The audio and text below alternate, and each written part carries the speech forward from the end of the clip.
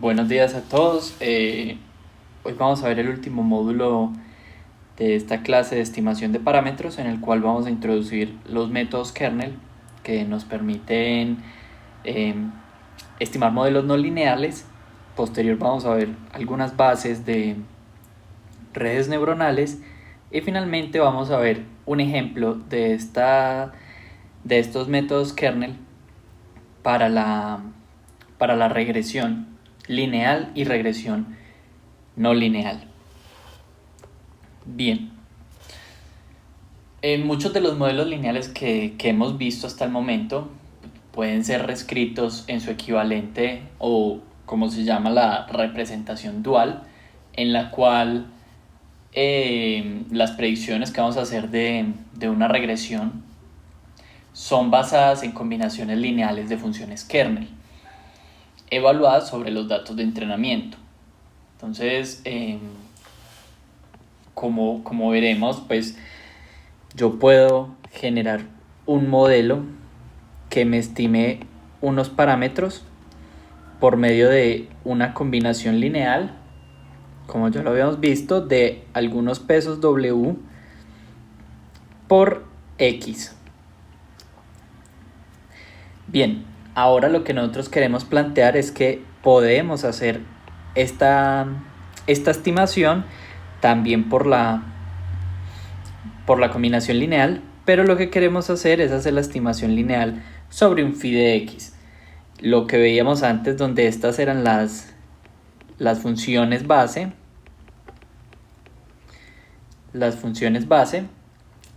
que nos permitían agregar la no linealidad. Entonces, en este caso, pues vamos a ver que no necesariamente tenemos que conocer o realizar este mapeo o esta transformación, y veremos que podemos utilizar una función kernel entre dos elementos en el espacio original, y esto nos va a representar una función en el mapeo o una distancia, una similitud en el mapeo que estamos realizando con phi. Bien, el ejemplo pues más sencillo que podemos ver es cuando hacemos nuestro kernel igual a x transpuesto por x. Esto significa que nuestro phi de x va a ser realmente igual a x. Y este concepto es formulado como el producto interno, como el producto interno de estos dos vectores en el espacio de características, y nos permite hacer muchas más extensiones por medio de lo que se conoce como el truco del kernel o el kernel trick, o también conocido como la sustitución del kernel, que lo que nos permite básicamente es realizar cualquier modelo lineal con nuestras bases no lineales sin tener que realizar el mapeo. Bien, de esta manera entonces podemos representar cualquier kernel como el producto punto en el espacio que estemos mapeando.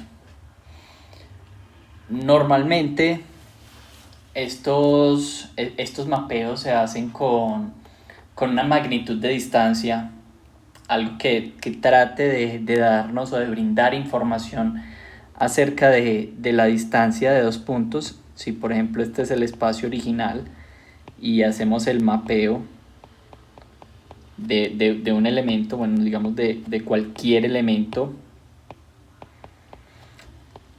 a un espacio de Hilbert, vamos a ver que dos puntos que tengamos acá los podemos mapear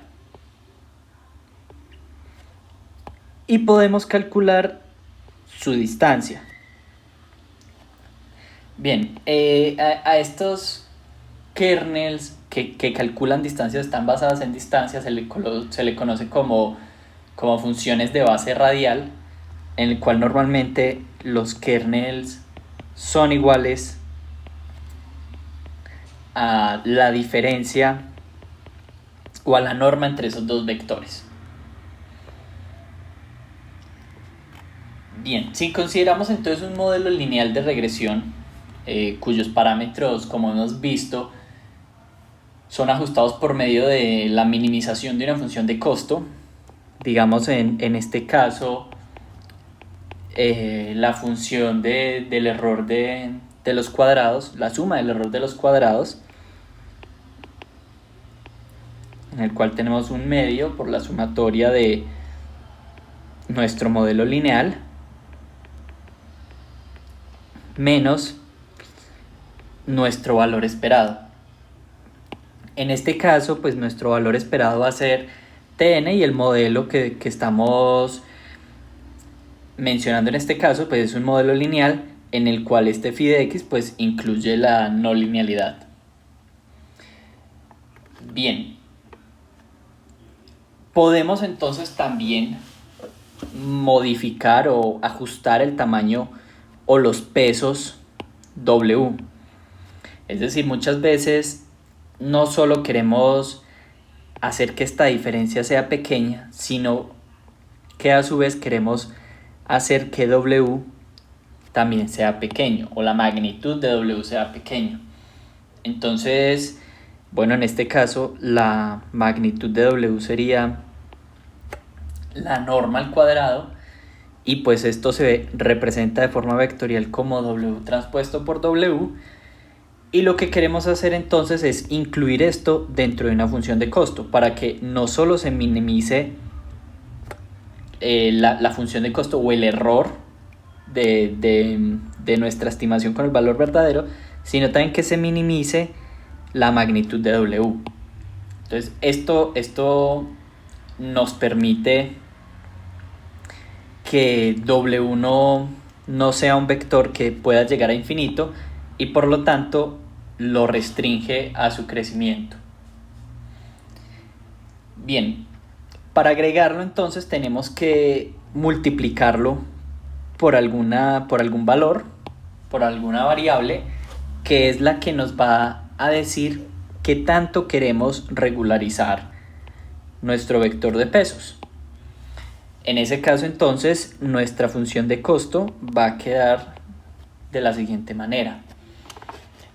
Quedará como un medio de la sumatoria de n igual a 1 hasta n de lo que ya teníamos, que era W transpuesto por los phi menos Tn al cuadrado más alfa medios de W transpuesto por W. Bien, estos un medio que se agregan en estos lados, pues simplemente es para facilitar la derivación y la igualada a cero, es decir, la minimización, porque cuando estamos derivando acá, este 2 baja y se cancela con este 2 de acá, y lo mismo acá, como es una norma cuadrado, pues entonces esto me da, si lo derivo con respecto a W, me va a quedar 2 veces W. De esta forma se puede cancelar el 2. Entonces es una estrategia para adelantarnos a la derivada y hacerlo más fácil. Tenemos que tener en cuenta que este valor lambda tiene que ser mayor o igual a 0, en ningún caso puede ser negativo. Y si calculamos el gradiente respecto a W y lo igualamos a 0, o es decir, la derivada respecto a nuestra función de costo y la igualamos a 0, vamos a llegar entonces a la solución, la cual entonces será que W es igual a 1 sobre lambda, la sumatoria de n igual a 1 hasta n de W transpuesto de phi de x n menos Tn.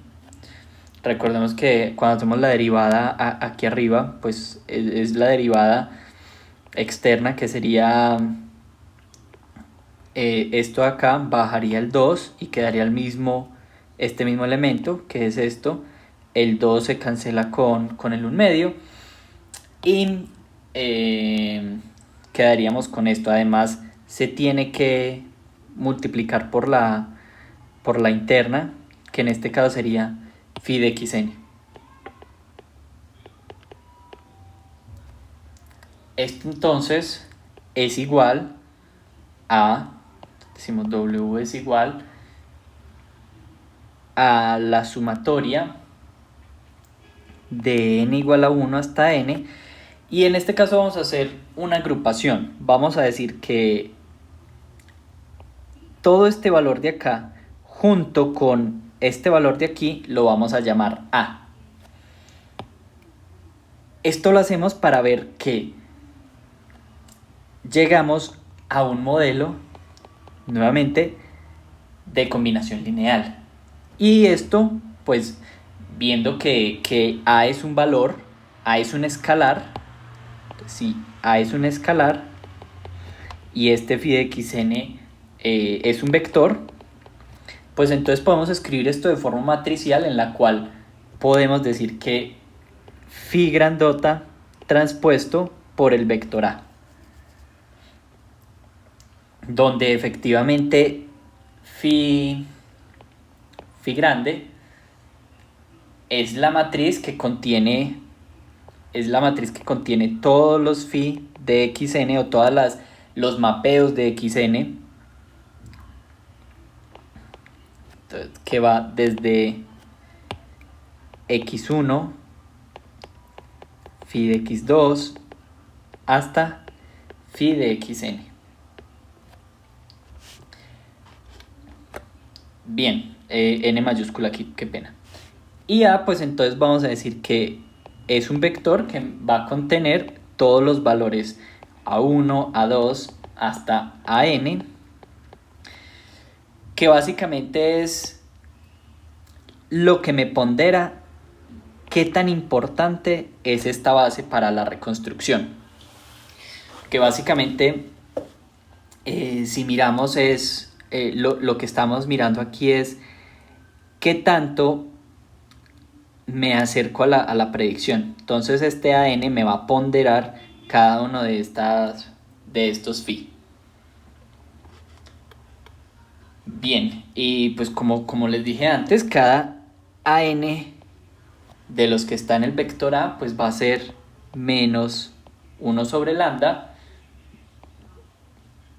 por W transpuesto phi de xn menos Tn. Ahora entonces podemos reformular esta tarea si sustituimos todo y lo dejamos en términos de A. Es decir, ya nuestra variable de interés no va a ser más W, sino que va a ser A. De esta manera entonces ya vimos que W era igual a phi transpuesto por A. Y si nos vamos al punto inicial, es decir, a la función de costo, esta de acá arriba, y lo que hacemos es W reemplazarlo por esto de acá, pues vamos a obtener lo siguiente. Tendríamos entonces que la función de costo, que ya va a ser en A, va a ser igual a menos 1 medio de la sumatoria de n igual a 1 hasta n de el W entonces es phi transpuesto por A transpuesto de phi de xn menos Tn elevado al cuadrado menos lambda medios de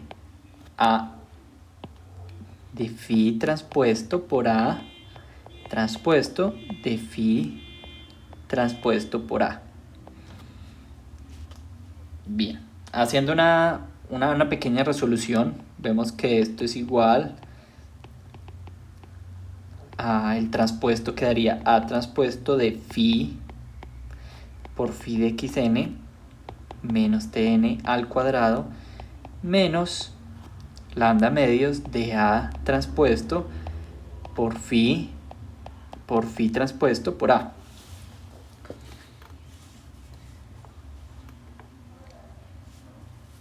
Resolviendo entonces este cuadrado, si resolvemos esta parte de aquí, este cuadrado, pues entonces será el cuadrado del primero menos 2 veces el primero por el segundo y finalmente el cuadrado del segundo.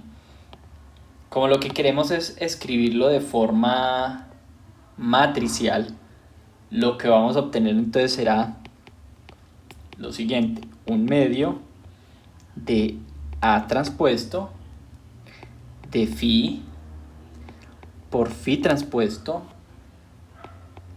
por phi transpuesto por A, que básicamente es este primer valor multiplicado 2 veces. Y recordemos que como lo que queremos es hacer la multiplicación matricial, pues entonces ya no hablamos de phi de xn, sino que hablamos de un phi grande transpuesto, que es este de acá. Y entonces tendríamos la otra parte, que es esta. Recordar, aquí arriba voy a escribir que cuando yo tengo un par de elementos al cuadrado y yo sé que estos son vectores o matrices, pues lo que en realidad tengo es, en este caso, A menos B por A menos B transpuesto, que tendría A por A transpuesto menos B por A transpuesto menos A por B transpuesto más B por B transpuesto. Bien. Colocando esto mismo aquí en esta parte de aquí abajo, pues entonces tendríamos menos A transpuesto por phi de phi transpuesto por T. Recuerdo que lo estamos pasando ya a vector.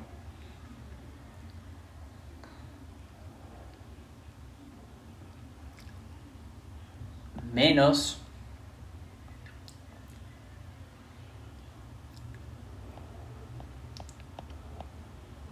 T transpuesto por T, que sería el último, que sería este de acá. Y nos faltaría un término que sería más lambda medios A transpuesto de phi por phi transpuesto por A, y así nos quedaría. Bien, si entonces definimos como la gran matriz kernel, o sea, K, la definimos como phi por phi transpuesto, pues entonces podemos reescribir toda esta ecuación en términos de K, recordando que cada uno de los valores de esta matriz, es decir, cada valor K de nm, pues va a ser igual al producto punto, al producto punto entre phi de xn y phi de xm. Esto en el espacio donde lo hemos proyectado. Pero nosotros vimos, o una de las ventajas de utilizar kernels, es que esta similitud o este producto punto lo podemos representar como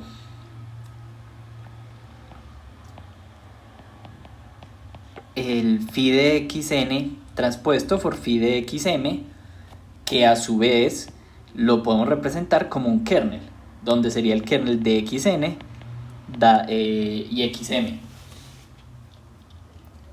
Desde un punto de vista geométrico, lo que estamos haciendo es hallando la distancia del punto xn al punto xm, pero en el espacio donde lo lleva phi.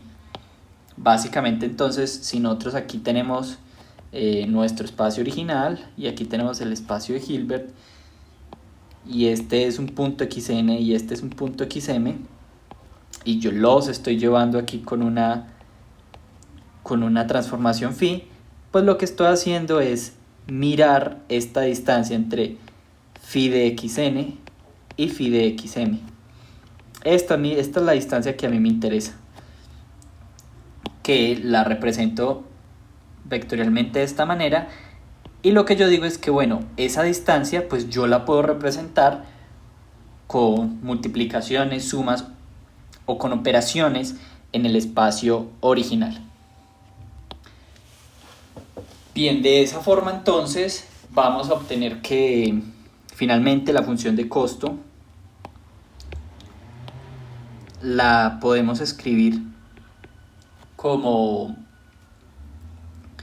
un medio de A transpuesto por K por A menos A transpuesto por K más un medio de T transpuesto por T más lambda medios de A transpuesto K por A.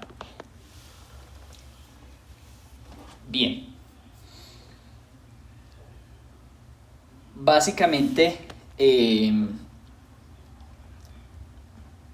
podemos entonces reescribir la ecuación o la función de costo por medio de nuestras K. Vemos entonces que ya todo depende de K, de A y de T, que es a lo que queremos llegar.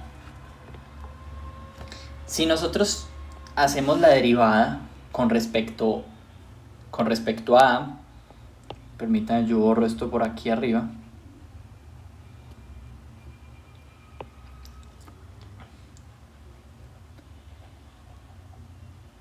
Bien, si yo hago entonces la derivada de mi función de costo con respecto a A y lo igualo a 0, voy a obtener la siguiente respuesta, que va a ser el kernel más lambda i a la menos 1 por t.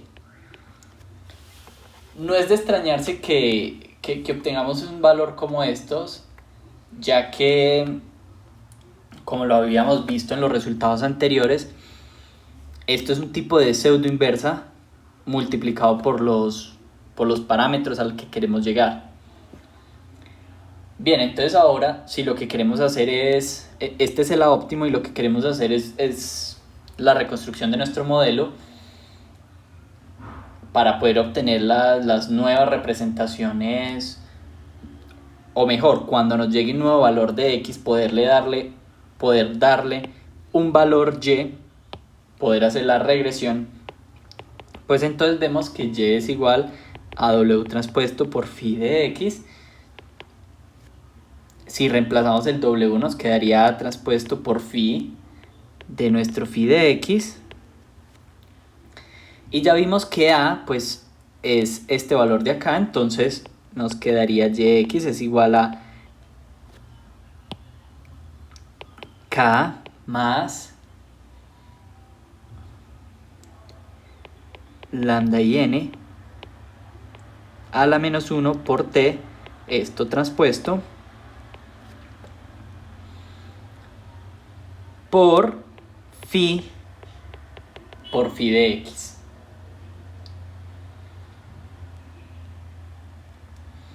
Si vemos esto de acá,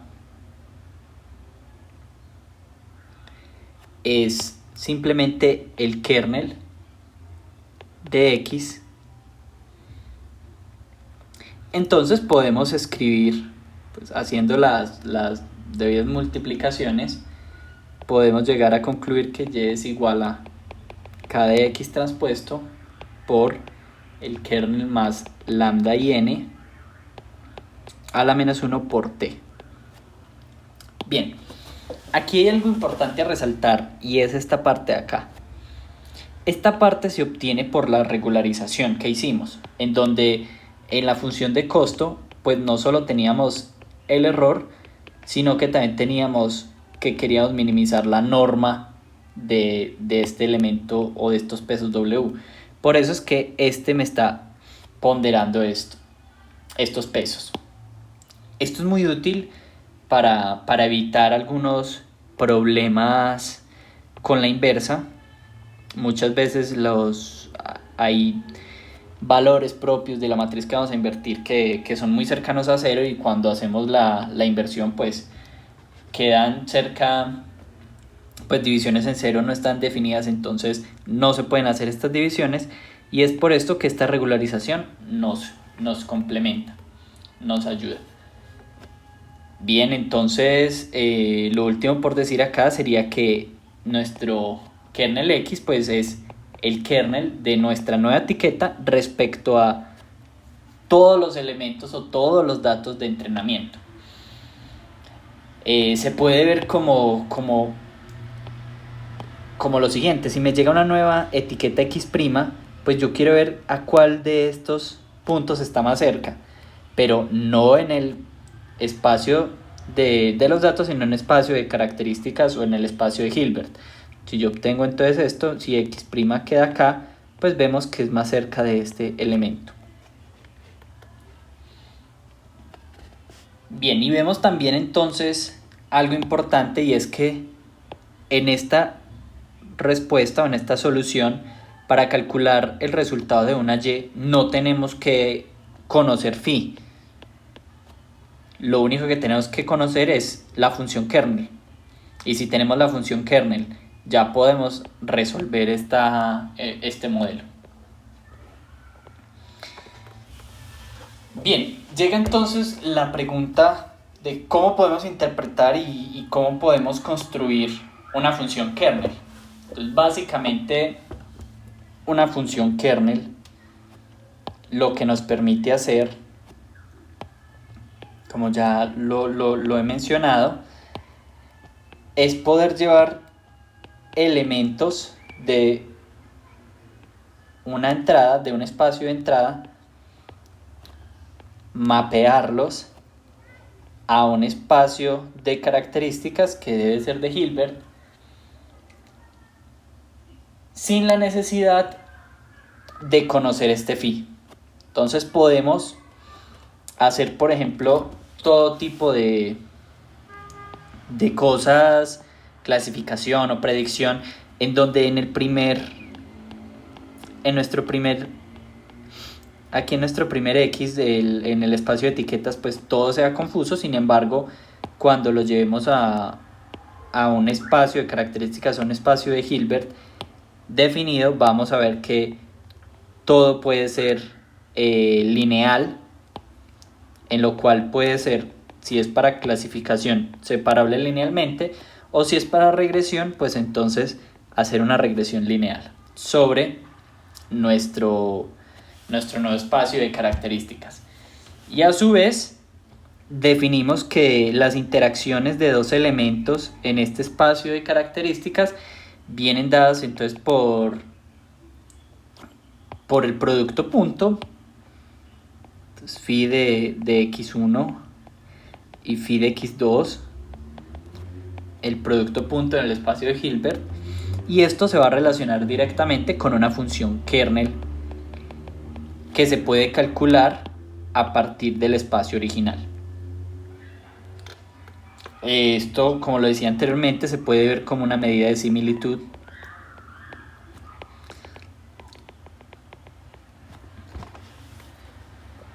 Y teóricamente podemos llevar todos estos datos, todos estos puntos, desde un espacio de dimensión dada, finita, a un espacio teórico de dimensión infinita. Entonces, si llevamos esto a una dimensión infinita, se espera que sea más fácilmente separable, o que en esa dimensión todo tenga una forma lineal. Bien, entonces, ¿cómo construir el kernel? Viendo su utilidad, la pregunta sería: ¿cómo podemos aprovechar las facilidades que nos da el kernel, como por ejemplo los métodos kernel, por ejemplo el kernel trick? ¿Y cómo hacemos para construir una función válida? Entonces, una posibilidad, o la primera posibilidad que se nos viene a la cabeza es, bueno, definamos una un mapeo phi de x y luego llegamos al kernel. Es una opción válida, entonces lo que podemos hacer es, por ejemplo, decir, bueno, nuestro kernel x va a ser igual a el producto punto pues, entre phi y phi de x', que recordemos que se puede representar como el producto interno, y esto va a ser igual a la sumatoria de igual a 1 hasta m de phi de x de phi de ix'.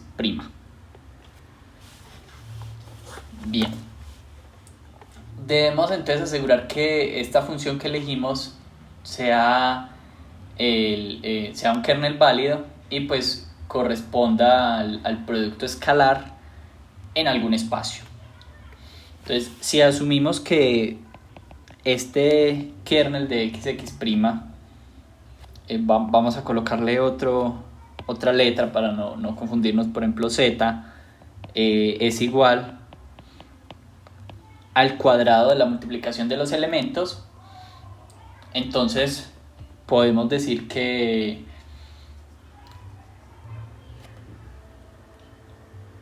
esto es igual a x1 por z1. Bueno, y asumamos en el caso 2D, que es sencillo, en donde tanto x como z pues van a tener posición x1, x2 para el caso de x y posición z1, z2 para el caso de para el caso de z. Entonces, en este caso, esto elevado al cuadrado pues nos daría el cuadrado del primero más 2 veces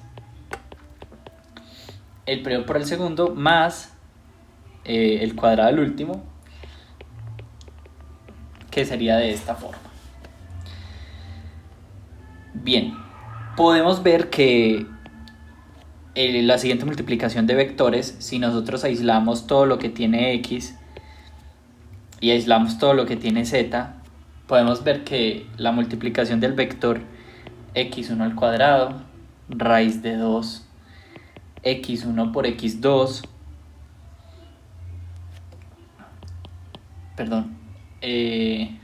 raíz de x1, x2 y x2 al cuadrado, multiplicado por z1 al cuadrado, raíz de 2 de z1, z2, de z2 al cuadrado transpuesto. Pues si nosotros resolvemos esta operación, vemos que este elemento por este elemento nos da evidentemente este. Aquí no, es un vector de 3 posiciones. Entonces este multiplicado por este de acá nos da raíz de 2 por raíz de 2, nos da 2, x1, x2, x1, x2 y z1 y z2 aquí están. Y finalmente x2 al cuadrado y z2 al cuadrado, que son estos de acá. De esta forma llegamos entonces al mapeo phi, porque esto lo puedo representar como phi de x y phi de x transpuesto. De forma que entonces K se forma a partir de cada una de las representaciones en xn y xm, y esta función tiene que ser semidefinida positiva para todos los posibles valores de xn que pertenecen al espacio original de muestras. Tener en cuenta pues que se dice que una matriz semidefinida positiva no significa que cada uno de los elementos de la matriz sea positivo, sino que los valores propios de la matriz sean mayores o iguales a 0. Bien, uno de los kernels más ampliamente usados es el kernel gaussiano, en el cual tenemos dos elementos y se van a comparar por medio del exponente menos la norma, la distancia de estos dos, dividido 2 veces el sigma cuadrado. En este caso, pues con todo lo que hemos visto, no colocamos la normalización de la raíz cuadrada de 2pi de sigma cuadrado, pues porque no estamos o no queremos hacer una identificación desde la probabilidad, entonces no se requiere esta normalización. Bien, vamos ahora a ver de forma un poco más matemática, cómo se definen estos kernels, estos mapeos que se realizan, porque son espacios de Hilbert, qué propiedades tienen y mucho más. Bien, entonces los espacios de Hilbert son entonces un mapeo que se hace desde un espacio de etiquetas X, de un espacio de datos X, y se lleva a un espacio de Hilbert. Bien, este espacio que se nombra con la letra H tiene que estar dotado de un producto interno.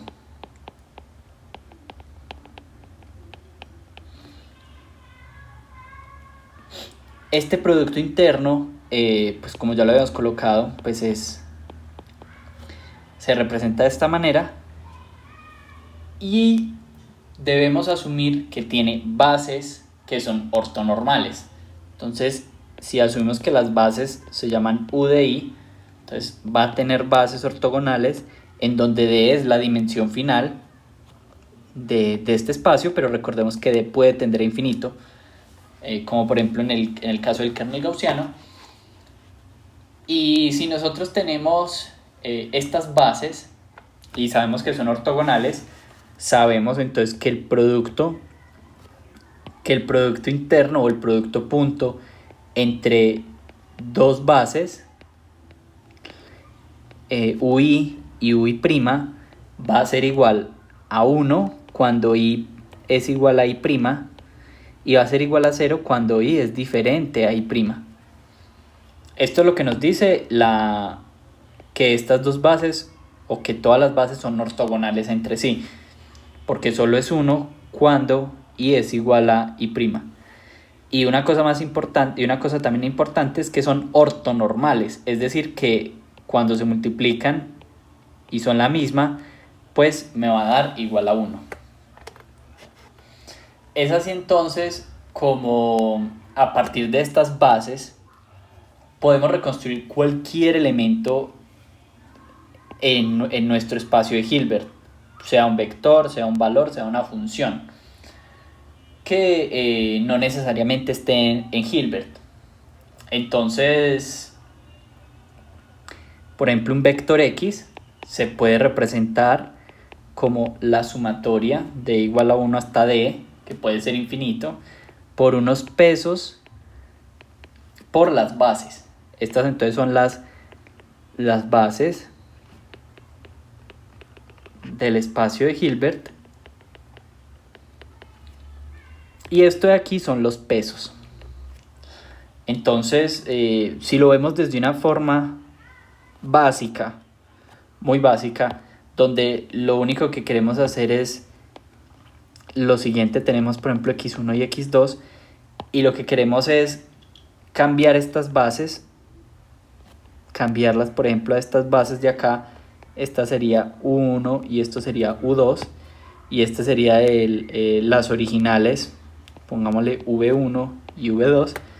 Pues entonces lo que queremos hacer es mirar cómo podemos formar este valor o este vector x1 a partir de la nueva representación, que evidentemente pues va a ser un peso, en este caso W2 y W1, y este punto de aquí lo podemos formar con estas nuevas bases, simplemente diciendo que W1 por U1 más W2 por U2, y esto pues se expande a todas las dimensiones que tengamos. Si tenemos d dimensiones, pues entonces será la sumatoria de cada uno de estos pesos por ui.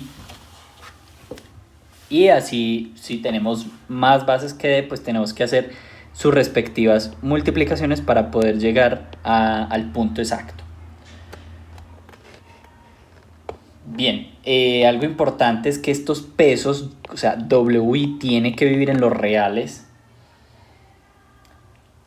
Y vamos a ver entonces ahora qué propiedades tiene un espacio de Hilbert, o qué se tiene que cumplir en ese espacio para poder llamarlo un espacio de Hilbert.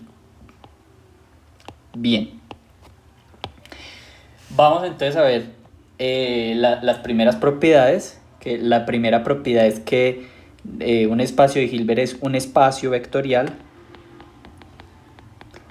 donde está definida obviamente la suma, la resta, la multiplicación, y vamos a decir que un vector u o un elemento de ese espacio, si lo estamos sumando con otros elementos o otros vectores de ese espacio, pues podemos agruparlo y simplemente decir que es lo mismo primero sumar estos dos valores y luego este, que si agrupamos estos dos valores y luego sumarle y.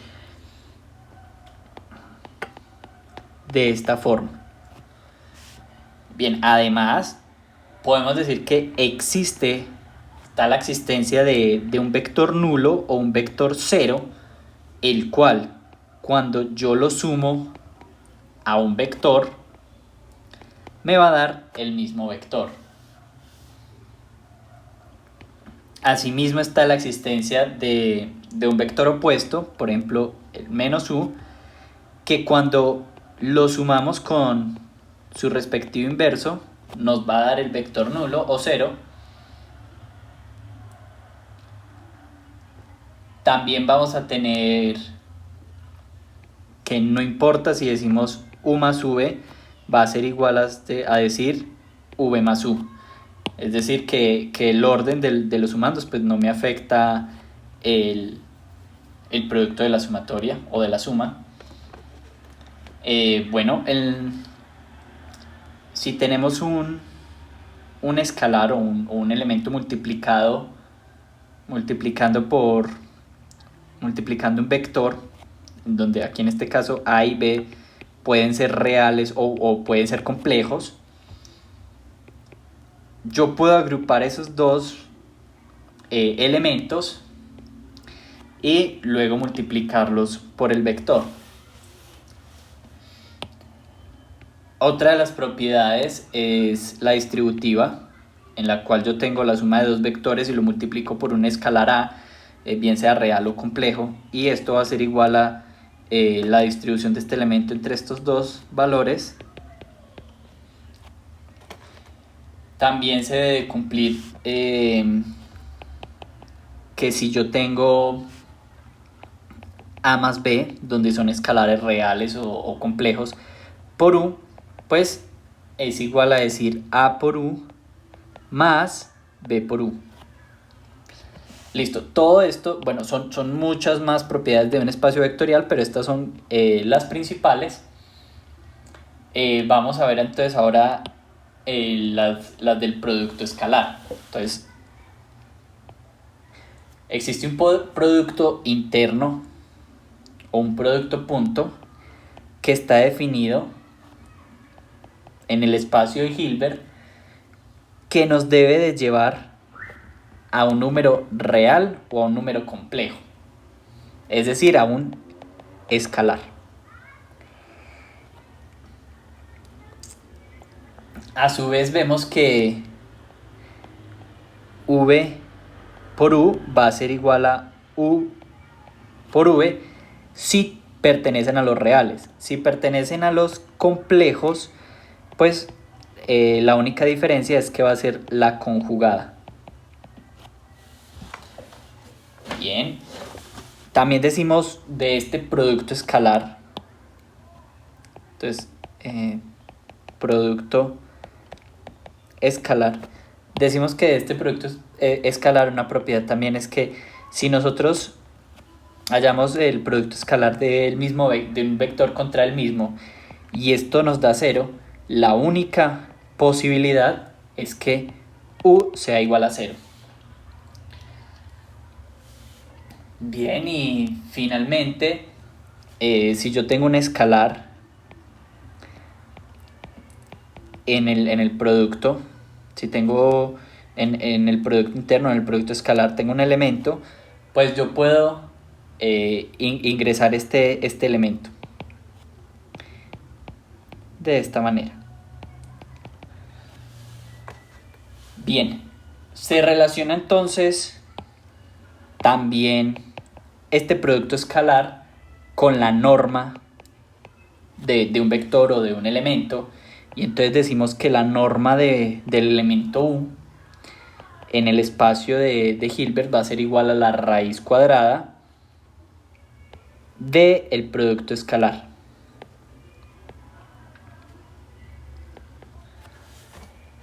Bien, y se debe cumplir lógicamente la desigualdad triangular, que es simplemente que la norma de la suma tiene que ser menor o igual a la suma de las normas individuales. Bien, tenemos que asegurar también que es un espacio completo. El espacio completo se cumple cuando se realiza la secuencia de Cauchy e identificamos que básicamente lo que queremos identificar es que en todo el dominio no existen huecos. Es decir, si este es mi dominio y yo le quito el elemento 3, pues va a tener ya un hueco y por lo tanto no es una secuencia de Cauchy o no es un espacio completo. Lo que busca la secuencia de Cauchy es que un par de valores xy y xj, que esa resta cuando cuando la resta de IJ tiende a 0, es decir, la cercanía entre ellos es mayor, pues esta norma tiende a 0.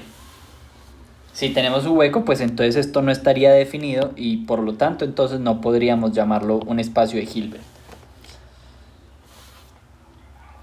Bien, finalmente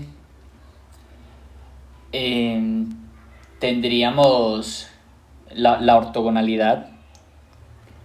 Definir la ortogonalidad, que es cuando tenemos el producto punto de U y V en ese espacio de Hilbert y esto es igual a 0, eso quiere decir que U y V son ortogonales y que en 2D pues básicamente significa que tienen un ángulo de 90 grados, ¿cierto? Son ortogonales U y V, pero cuando nos enfrentamos a dimensiones de más de 3, bueno, más de 3D, dimensiones en 4 o en 5D, pues no es tan lógico pensar en 90 grados, entonces por eso se dice, o por eso se le llama ortogonalidad. Bien, vamos a ver entonces los espacios de Hilbert con kernel reproductivo. Esto básicamente lo que me quiere decir es que si yo tengo un elemento en el espacio de Hilbert, a partir de las bases yo puedo reconstruir cualquier elemento en ese espacio. Entonces, voy a hacer esto más grande. Si este es nuestro espacio de Hilbert y tenemos unas bases que es k de x y tenemos otra base por acá que es k de x, esta de acá es k de x', podemos entonces representar cualquier valor o cualquier función, por ejemplo en este caso h y g. Se pueden representar obviamente como la multiplicación lineal de cada una de las bases por los pesos que corresponden. Por ejemplo, entonces h lo podemos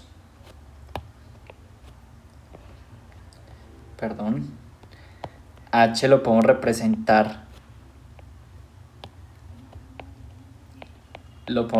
como la sumatoria de I igual a 1 hasta M de los pesos AI de mi kernel X o de mi KX. A su vez G también se puede representar por los pesos BJ de nuestros kernel. Esto sería todos mis XY, estos serían todos mis XJ de punto. Esta sumatoria, si vemos, una va hasta M y la otra hasta N. Esto nos quiere decir que podemos tener elementos de diferente naturaleza que tengan más elementos en su vector o que tengan más características y aún así llevarlos a un espacio de Hilbert en el cual podemos compararlo. H y G los podremos comparar en este espacio, pero si nosotros estuviéramos en el espacio original en donde este punto es de m dimensiones y este punto es de n dimensiones, pues no podemos hacer una similitud o una distancia entre estos dos puntos. Bien, como mencionamos antes, AI y BJ tienen que ser valores reales, es decir, AI y BJ tienen que ser reales, y a su vez XY y XJ tienen que pertenecer al espacio original. Bien, vamos a ver entonces ahora la forma bilineal. Lo que nos quiere decir es, pues básicamente que podemos reconstruir dos funciones a partir de las bases. Y esto es básicamente, la forma bilineal es lo que nos permite poder involucrar los métodos kernel en los modelos lineales.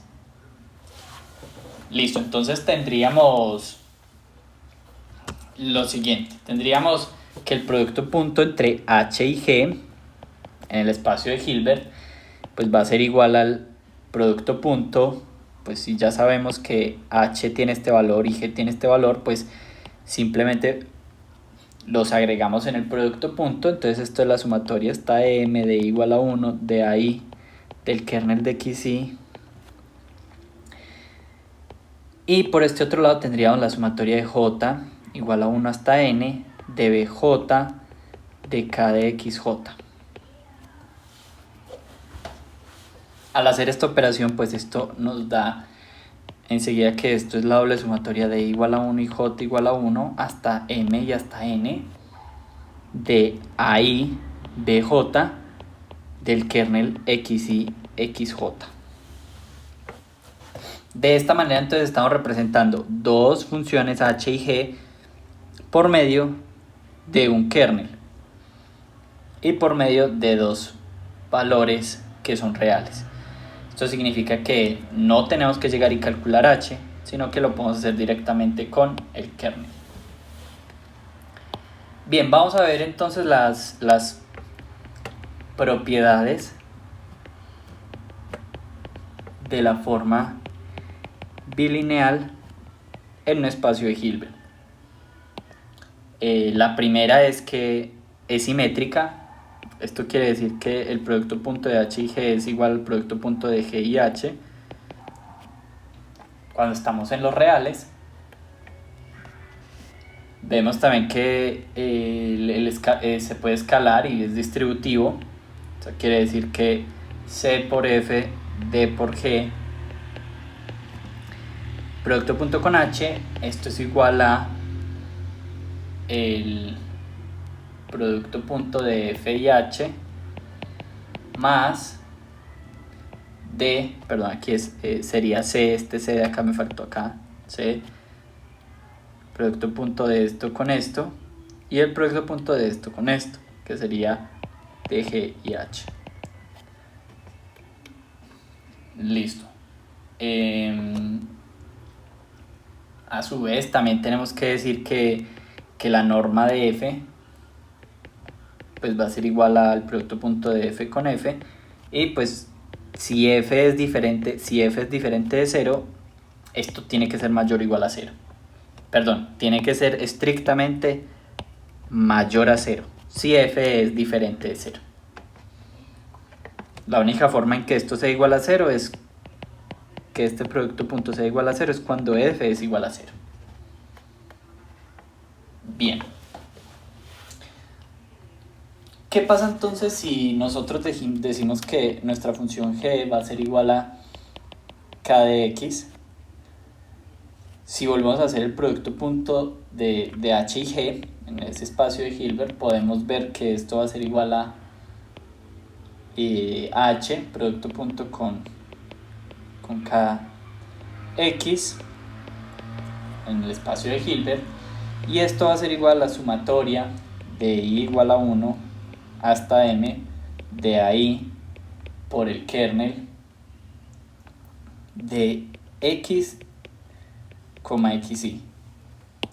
Esto es práctico cuando veíamos anteriormente que me llegaba una nueva muestra, me llegaba por ejemplo la muestra xy, y yo la quiero mapear y compararla con todos nuestros datos almacenados o nuestros datos de entrenamiento. Entonces puedo hacerlo de esta forma, y la propiedad bilineal me dice que yo puedo reconstruir esa función que vive en el espacio de Hilbert, la puedo reescribir como una combinación lineal de un kernel. Escribiéndolo de esta forma, esto quiere decir que cualquier función h o cualquier función g, pues yo la puedo escribir por medio de las bases, pues en este caso hagámoslo 2D, por medio de las bases de los puntos en el kernel. Entonces esto es h va a ser igual a 1 por el kernel x1 más b del kernel x2. Y pues obviamente cuando ya a h le ingresemos el valor x1 o x2, bueno, etcétera, o un vector de x, pues vemos que la función h pues va a ser el kernel de ese valor que le ingresemos por cada uno de los elementos. Podemos decir entonces que si se cumple todo esto, nuestro kernel de x y x' es un kernel reproductivo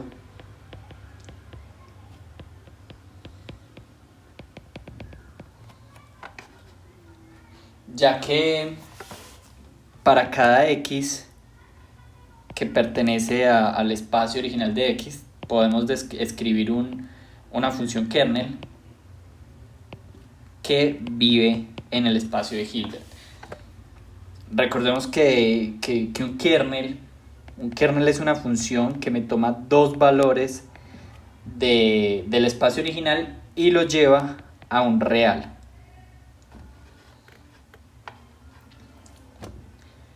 Bien, ahora tenemos que ver un poco acerca del kernel de Merzel, o el teorema de Merzel, que es el que nos indica, o el que nos dice cómo se deben escribir los kernels, cuáles son las principales propiedades de los kernels,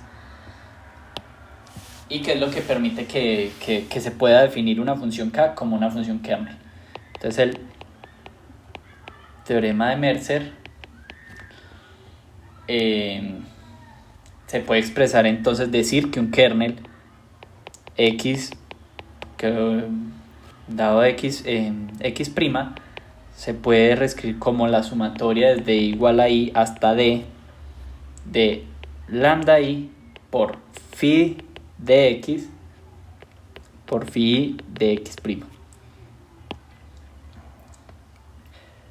Vemos entonces aquí que este lambda i pues pertenecen a los reales y son como los valores propios. los que me dicen cuánto voy a tomar de cada una de estas bases. Y en phi pues van a ser nuestras funciones propias o las funciones base. Phi entonces lo que hace es mapear un elemento que está en espacio original X, llevarlo a un espacio F, que ya sabemos que es de Hilbert,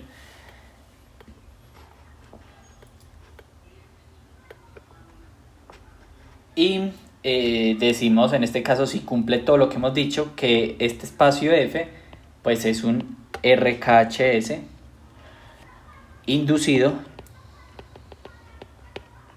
por la función kernel K, y vemos que cada una de los phi x o del mapeo phi x se puede representar como una parte de la función kernel.